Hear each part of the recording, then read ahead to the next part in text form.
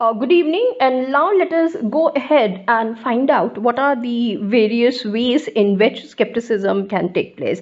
Now, if you look at the history of the skepticism, okay, because this is very important for us to understand, and that's the reason why I'm picking up with these different varieties also. First and foremost, we call it as the brain in a what. Imagine the situation that I have taken away, my brain is taken away from my body and it is kept in a box. Okay, now what will happen?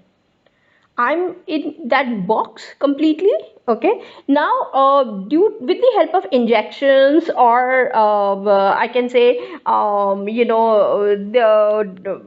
people who are experimenting on me are inoculating, and they are giving me some kind of a chemical into, I mean, injecting it into my brain, and I'm able to get those sensory signals. Now, will we call them as false sensory signals? Now, what kind of a knowledge is going to take place over there? Have you ever thought about it? Think about it. Was an experimental paper that was written, a very popular paper.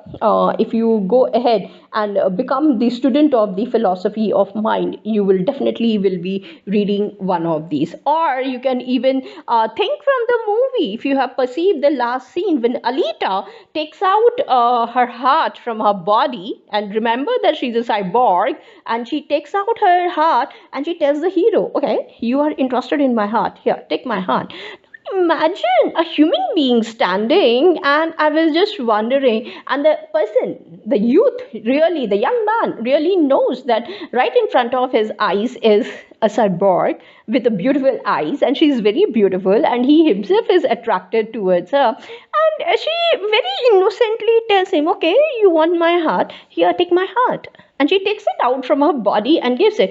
Now, I was wondering, can I do the same thing to the person? If I really love somebody, and and if I come to know that yes, he wants my heart, can I take out my heart and give it to him? Now, imagine those situations. Or even look at Lord Hanumanji when he pulls out his chest and he shows in his heart, see, I have Lord Rama, Sita Devi, and Lakshman. He's a devotee, a great devotee. Look at those scenarios and you will be able to understand what am I talking about. Now, similarly, dream argument.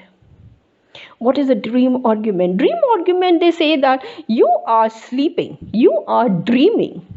Okay, suddenly you wake up and you realize it, okay, it is not taking place in my immediate environment. So what is the reality of that thing? Or think about the scenario also, that yes, you are experiencing, and you, when you get up, you come and tell your mom or dad that, see, I saw this dream, and this is what. How do you narrate, how do you validate that experiences of yours which you had in your dream? Now sometimes I don't know, it's up to you how you are going to interpret it and take care. However, that's the dream argument. Then Descartes' evil demon, wherein we say that demon is very clever and deceitful for misleading us. So whatever we are seeing in the world, that's what Cartesian skepticism is. He says that only whatever you're seeing, it is being created by a demon. However, in the end, he comes to his own position. And remember, what was that?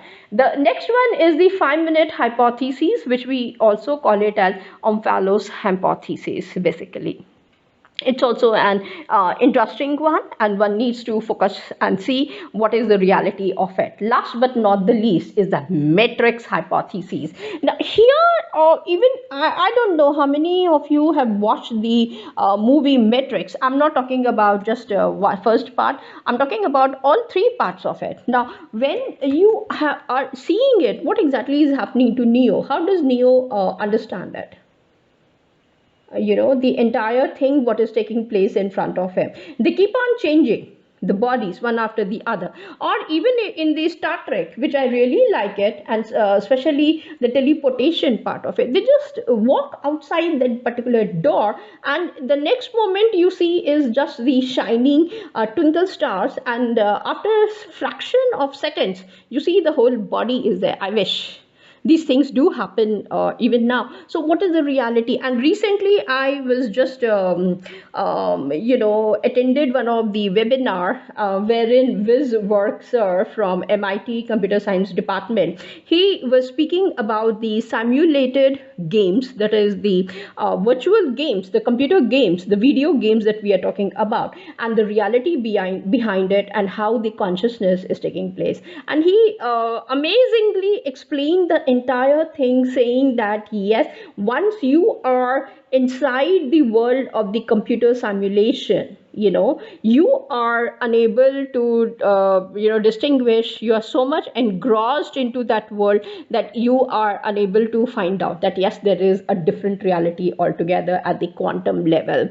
Now, as a student, when I was doing philosophy of mind, I do understand. My teacher refused to teach me, saying that you do not know even iota of physics, quantum mechanics, so how would you understand all these things? And I was very upset with him, thinking that, oh my god, just because I'm not a physics student, so does that mean that I will not be able to understand?